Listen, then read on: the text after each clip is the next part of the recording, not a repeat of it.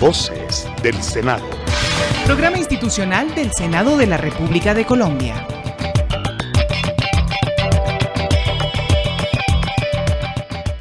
Amables oyentes de la Radio Nacional de Colombia, muy buenos días. Hoy es domingo 3 de junio y desde los estudios de Voces del Senado en el Capitolio Nacional les damos la bienvenida. Buenos días, así es Sandra, el equipo de Voces del Senado tiene para ustedes las noticias más importantes para el desarrollo del país y para todos los colombianos. Compañeros, antes de iniciar el programa del día de hoy, damos gracias a quienes hacen posible este programa. Estos temas fueron noticia esta semana en la Cámara Alta.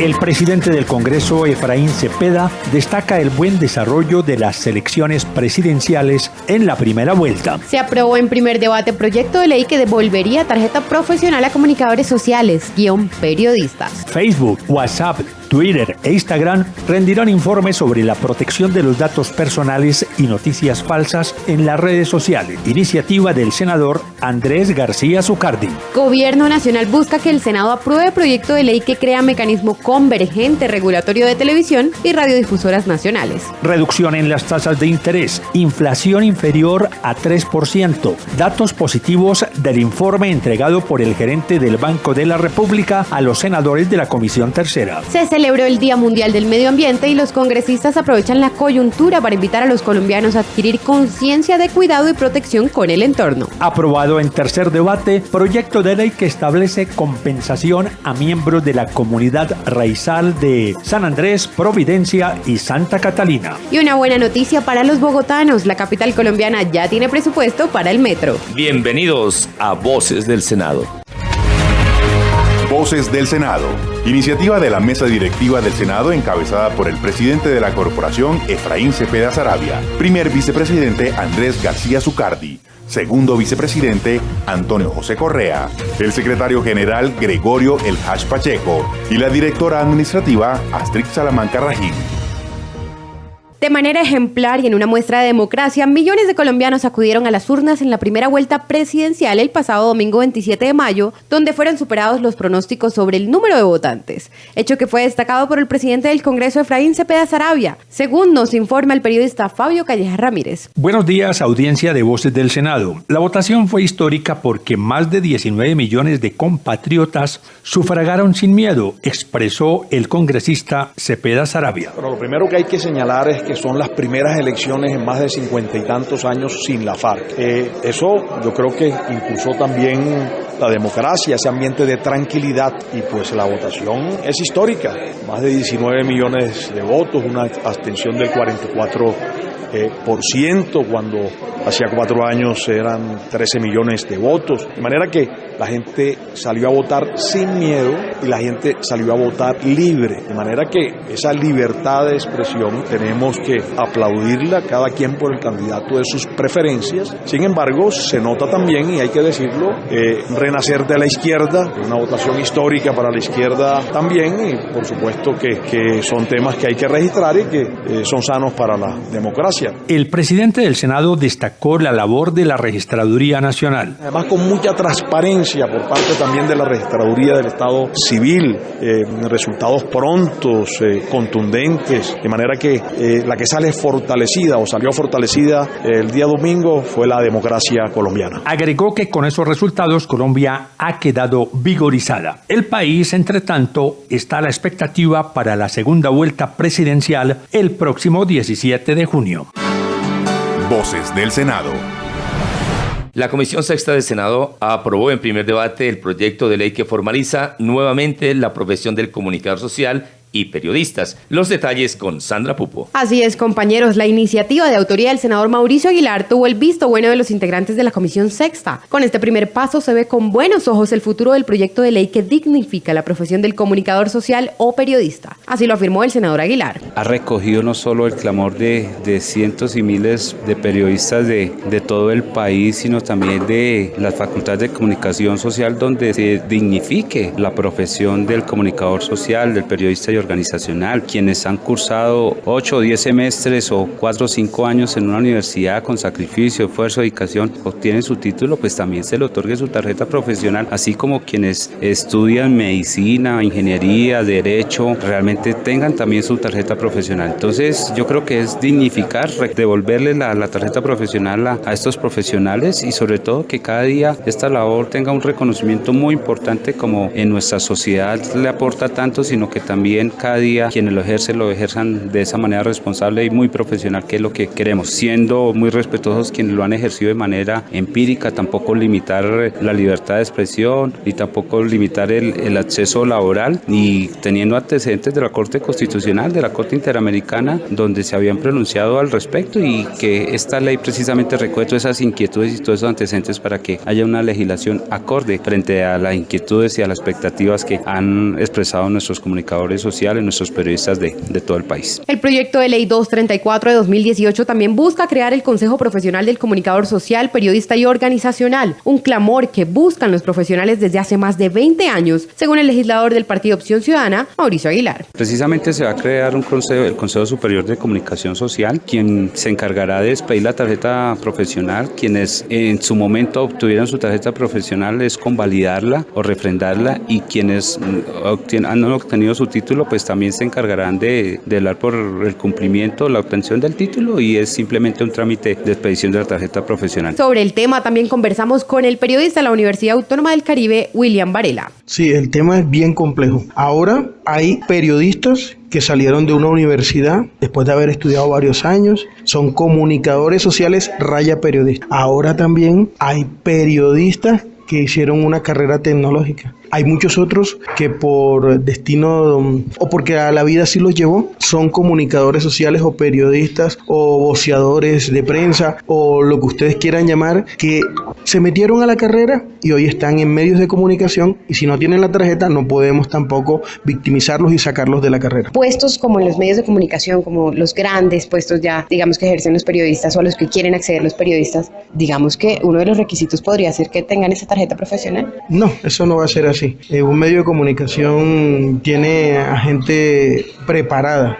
no está pendiente si tiene una tarjeta o no, tiene a gente en la que confíen. Yo conozco a muchos medios de comunicación que tienen dirigiendo a abogados, hay muchos medios de comunicación que tienen dirigiendo a gente que ni siquiera estudió comunicación social. Ahí están y están manejando los medios en Colombia. Entonces digamos que es un requisito para dignificar la profesión solamente, pero beneficios como tal no se pueden acceder. Sí, lamentablemente va a ser un saludo a la bandera. La iniciativa, que busca defender los títulos universitarios del periodismo como una profesión y no como un oficio, pasará a plenaria de Senado para su segundo debate. Voces del Senado.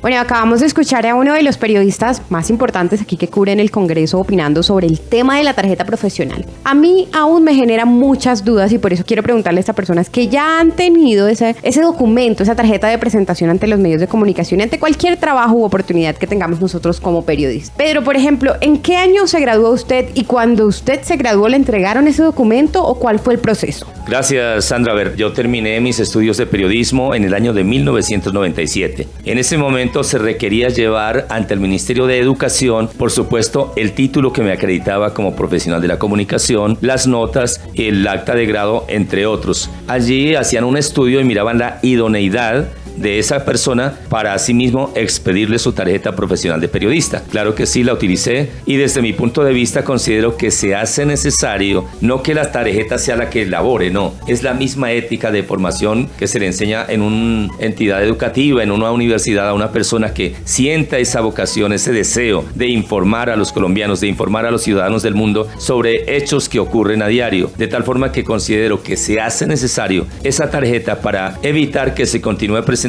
temas como noticias falsas y todo lo demás que en un momento determinado pueden causar un daño muy grande, no solo a una persona, sino a la misma sociedad de un país. Mi compañero Fabio Callejas también tuvo la oportunidad, por supuesto, de contar con la tarjeta profesional. ¿En qué año terminó su carrera de periodismo, compañero? Yo tengo tarjeta profesional de periodista, la 7559, expedida por el Ministerio de Educación Nacional, 1984. Yo estoy totalmente de acuerdo acuerdo que se restablezca la tarjeta profesional del periodista. La tarjeta profesional del periodista fue eliminada por el entonces magistrado Carlos Gaviria de la Corte Constitucional, aduciendo que cualquier persona podía ser periodista. No, eso es totalmente falso. No todo mundo puede ser periodista. El periodista necesita una capacitación, necesita pasar por una universidad. El periodista necesita un ejercicio profesional. Los médicos tienen tarjeta profesional, los abogados, los economistas, los periodistas también.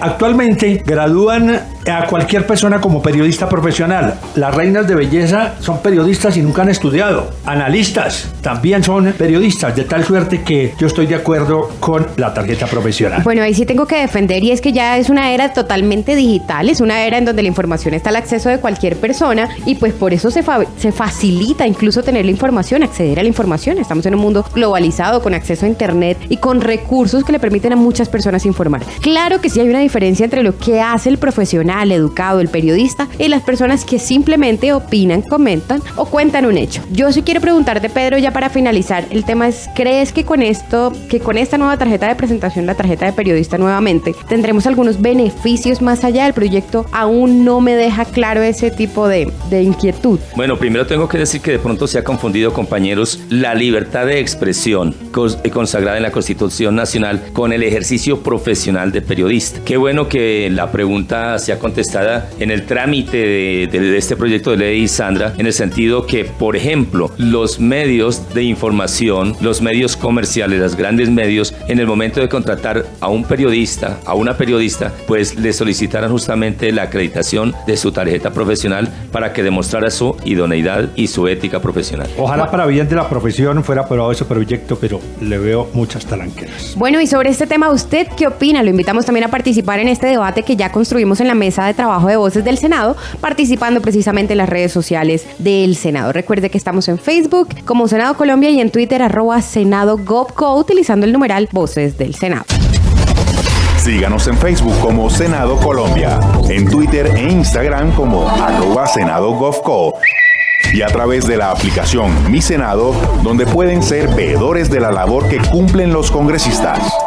Y a propósito de los temas digitales, son muchos los riesgos que se corren al exponer la información personal en las redes sociales. En ellas se pueden conocer dónde se trabaja, dónde se vive, el grupo de amigos, los lugares que se frecuentan, entre otras cosas. Estos datos quedan expuestos y pueden ser manipulados a sí mismo para dar un mal manejo. Así es, Fabio, y para saber qué se está haciendo para proteger esta información que colocan los usuarios en las redes sociales, el senador del partido de la U, Andrés García Zucardi, citó a debate de control político a sus representantes. Muy interesante, Sandra, pero eso no es lo único que vemos en el día a día en las redes sociales. Ahora en las elecciones aumentó la publicación de noticias falsas. Por eso es bueno que, como usuario, verifique la fuente de la información. La compañera Carolina Martínez amplía la información. Nos acompaña para Voces del Senado el senador Andrés García Zucardi. Senador, ¿de qué manera va a manejar usted el tema de las redes sociales? ¿Cómo se van a manejar los datos de los usuarios y cuál va a ser la responsabilidad de los veedores de estas redes sociales? Sí, bueno, cordial saludo a todos. Primero que todo, reconocer lo importante que son las redes sociales en nuestro día a día. No solamente desde el punto de vista de lo que compartimos, en términos de opiniones, en términos de información, sino particularmente en términos de información personal que estamos compartiendo y también en términos de qué tan certera o qué tan verdadera son las informaciones y las opiniones que encontramos en las redes sociales. Tenemos un grupo de ciudadanos muy preocupados de lo que sucede con su información privada y desde el Congreso de la República queremos ayudar a servir de garantes, a servir para que haya más transparencia en qué están haciendo las empresas que se dedican a estas redes sociales y generarle también tranquilidad y sobre todo seguridad a esas personas, a esos colombianos que comparten su información personal, su información privada en estas redes sociales. Lo otro tiene que ver con la corrupción de la información. Son muchísimas las noticias falsas que encontramos hoy en las redes sociales, muchísimas las noticias falsas que encontramos en portales web, entre otros. Es responsabilidad de la sociedad seguridad, generarle conciencia a la ciudadanía de lo importante que es estar al tanto de los riesgos de compartir información privada y también de lo importante que es analizar bien información para asegurar que sea información certera y verdadera y evitar caer en la trampa de la corrupción de la información, caer en la trampa de las noticias falsas. Eso es lo que estamos buscando desde el Congreso de la República, generar conciencia, ayudarle a la ciudadanía, ayudarle también a las empresas, pero sobre todo generar seguridad ante la protección de los datos privados y también ante las posibles noticias falsas que vemos día tras día en todas las redes sociales. Muchas gracias, senador. Con muchísimo gusto y cordial saludo a todos. Voces del Senado. Y esta sí que es una buena noticia. La Comisión Tercera del Senado aprobó en tercer debate un proyecto de ley que establece una compensación a miembros de comunidades raizales, titulares de predios en el departamento de San Andrés, Providencia y Santa Catalina. Nuestro compañero Pedro Elías Vargas con la información. Adelante, Pedro. Con la ponencia del senador Fernando Araujo, esa célula legislativa aprobó en tercer debate la iniciativa que beneficiará a las comunidades que ha mencionado en el pago del impuesto predial para los estratos 1, 2 y 3. Sobre el tema, el senador ponente dijo: entregarle una misma compensación a la comunidad raizal, igual que la que tienen las comunidades afrodescendientes y la que tienen las indígenas, en el cual el gobierno nacional asume los costos de predial de los predios que hacen parte de la comunidad. En el caso de San Andrés, la comunidad raizal tiene algunos predios y eso puede tener un impacto fiscal de alrededor de 7.800 millones de pesos que los puede asumir perfectamente el gobierno nacional. Me parece que es un proyecto de ley que cumple con la Constitución, cumple con la igualdad ante las minorías étnicas y yo creo que ese tipo de compensación son adecuadas en Colombia. El congresista Araujo agregó que la iniciativa se ajusta perfectamente a la Constitución Nacional. Lo específica es que los recursos que gire el gobierno nacional sean destinados para compensar el costo en predial de la comunidad raizal, pero entran a la cuenta de la gobernación y la gobernación lo tratará como ingresos corrientes de libre destinación. La senadora Olga Lucía Suárez, integrante de la Comisión Tercera de Senado, indicó que ese proyecto es muy importante para esas comunidades. Y esto no le va a costar mayor particularidad en tema presupuestal al gobierno nacional, donde va a ser los giros directamente al gobernador de allá y va a tener en cuenta de todas maneras este tema para un beneficio y una compensación en el tema predial. La iniciativa pasa a cuarto y último debate en plenaria del Senado. Voces del Senado. Los retos para que el mundo alcance los niveles de desarrollo que se requieren, que sean sostenibles, están estrechamente aliados con las buenas prácticas de los ciudadanos en pro del cuidado del medio ambiente. Y por eso, el congresista colombiano Jorge Prieto se unió a la conmemoración del Día Mundial del Medio Ambiente. Las invitaciones especiales las tiene Sandra Pupo. Adelante, Sandra. El pasado 5 de junio se celebró el Día Mundial del Medio Ambiente, un festejo que se lleva a cabo por iniciativa de la Asamblea General de Naciones Unidas desde 1974, la cual promueve la creación de hábitos saludables para el entorno que reduzca la contaminación y promueva mejores prácticas en beneficios de la salud y la vida silvestre. Desde el Congreso de la República, el senador del Partido Verde, Jorge Eliezer Prieto, ha sido el veedor del cuidado de la naturaleza y sobre todo del agua. Incluso su destacada labor legislativa se caracteriza por defender el agua como recurso vital para los ciudadanos. En esta ocasión, el congresista homenajea a los campesinos colombianos. Mira, los primeros que nosotros tenemos que felicitar es a los campesinos, que son los que mayor conciencia ambiental tienen. En segundo lugar, a los estudiosos de este tema. Es decir, los campesinos porque están en contacto permanente con la naturaleza y porque pues ellos más que nadie son los que saben la importancia del agua y le dan cátedra a cualquier otro estudioso del tema. Con la simple observación de la naturaleza, pues nos damos cuenta de que si no hay agua no hay vida, no hay producción de alimentos, no podría haber empresas de ninguna naturaleza. Y la preocupación grande en el mundo es que millones de seres humanos y de otro tipo de seres vivos están muriendo por falta de agua. Y lógicamente eso ocasiona que no haya alimentos y también por física hambre. Un ejemplo que hemos puesto siempre es el de La Guajira, en la cual se le da prelación a la explotación del carbón y se deja a un lado la importancia de los campesinos y de los indígenas de la región. El año pasado, la campaña Mares Limpios contribuyó en la creación de conciencia conciencia para proteger a los mares y los océanos. En esta ocasión el enfoque se centra en la lucha por combatir la contaminación por plásticos y en ese sentido el senador Prieto hace una invitación muy especial. A los profesores, a la academia, a que nosotros implementemos estas cátedras de enseñarle a los niños la importancia que tiene el agua, la importancia que tienen los árboles para la supervivencia de los seres humanos e invitar a los industriales, a los empresarios a que nosotros debemos dejar el egoísmo por encima de la utilidad que muchos le ponen mayor importancia y los gobiernos que también le ponen importancia a ello, pues tengamos en cuenta la protección de nuestros recursos naturales, especialmente el agua. Voces del Senado.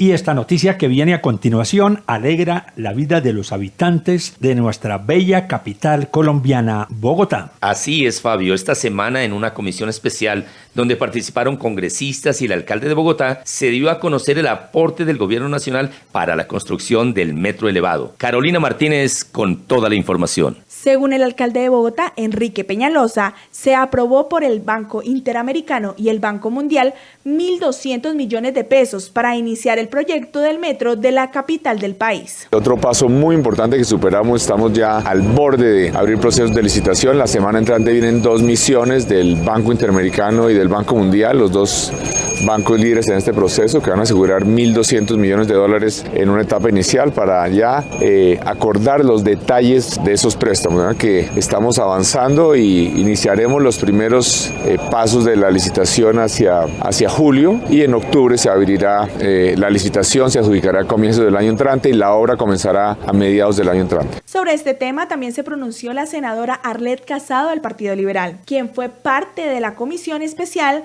para el presupuesto del metro. Es importante el proyecto del metro.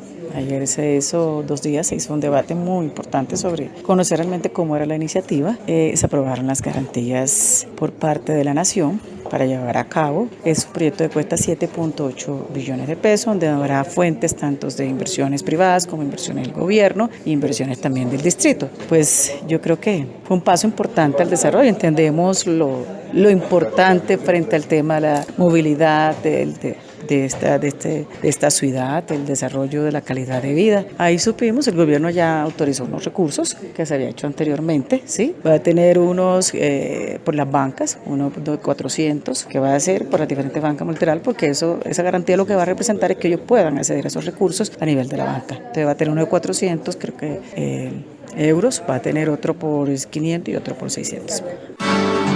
Voces del Senado. Juan José Echavarría, gerente del Banco de la República, rindió informe ante la Comisión Tercera del Senado. ¿Cómo recibió esa célula legislativa el informe presentado? Pedro Elías Vargas con la información. Como satisfactorio fue calificado por el senador Antonio Guerra el informe presentado por el gerente del Banco de la República, Juan José Echavarría. Agregó el legislador Guerra que el aumento en el precio del petróleo afectó positivamente a la economía del país. Satisfactorio el balance del comportamiento general de la economía en el 2017. La inflación llegó a su control. La economía finalmente creció al 1.8% a pesar de los choques externos y a pesar de las dificultades internas. Un crecimiento insatisfactorio, no es suficiente aún, pero por lo menos frente a lo que sucedió con otros países de la región pudimos mostrar un indicador positivo. Las utilidades del Banco de la República fueron importantes, crecieron del orden de más de 800.000 millones de pesos, de los cuales la mayor proporción se le trasladó al gobierno nacional. Esos recursos entran a la Tesorería General de la Nación. Ya tuvimos un conocimiento de lo que viene en el año 2018 y de lo que ha sido el primer trimestre del año en curso. También hay buenas noticias en materia económica, particularmente, hay que decirlo, por la reacción en el precio internacional del petróleo que afecta, en este caso positivamente, a las finanzas públicas y a la economía nacional. Por su parte, Juan José Echavarría, gerente del banco, expresó su satisfacción por las bajas tasas de interés que han impulsado la economía, la disminución de la inflación, entre otros temas. En materia de reservas internacionales es importante el comunicado del viernes del fondo, hablando de la línea de crédito flexible. En materia de inflación, la inflación ha bajado, está cerca ya del 3% en crecimiento. El último dato de 2.8 del DANE es una excelente cifra. Todavía falta, pero es mucho mejor de lo que todos esperábamos. Y el banco ha reducido tasas fuertemente para impulsar la economía. ¿Cuál sería la meta para final de año? Queremos estar cerca del 3% en inflación, queremos estar cerca del 3% en crecimiento. Las tasas de interés las hemos reducido 350 puntos. Vamos a ver qué más ocurre. Para Voces del Senado informó Pedro Elías Vargas Muñoz. Voces del Senado.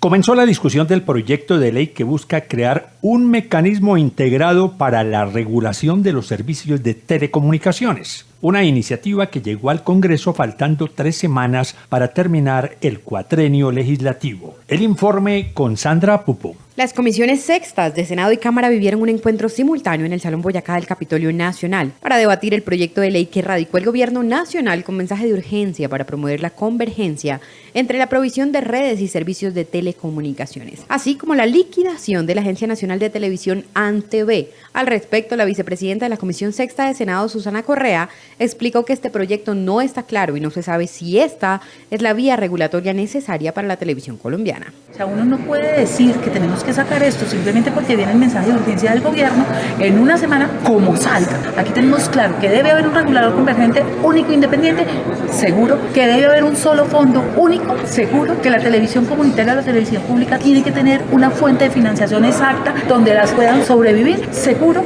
Hay cosas que son clarísimas y las cuales las vamos a pelear. Hay otras que tenemos serias inquietudes y que necesitamos que el gobierno nos explique qué es lo que quieren hacer con eso. Pero es lamentable que un proyecto con tanta importancia lo presenten un mes antes de que la legislatura se acabe, donde es un mes antes netamente político, estamos en elecciones presidenciales, pareciera que lo presentaran precisamente para que se hundiera. El senador del Partido Opción Ciudadana, Mauricio Aguilar, afirmó que no se puede aprobar este proyecto con la agilidad que el gobierno requiere sin haber estudiado el trasfondo de la propuesta y asegura que la gran preocupación se basa en definir el futuro de la televisión pública. Un proyecto que va en contravía a lo que realmente hoy requiere nuestro país en materia de regulación, en materia de reestructuración normativa frente a lo que es la televisión pública, el sector de las comunicaciones. Hoy se quiere crear un nuevo regulador convergente, pero donde desafortunadamente no se muestra la total independencia, no solo para que realmente se tomen las decisiones en pro de desarrollar no solo el sector de las comunicaciones como uno de los grandes desafíos, no solo por haber ingresado a la OCDE,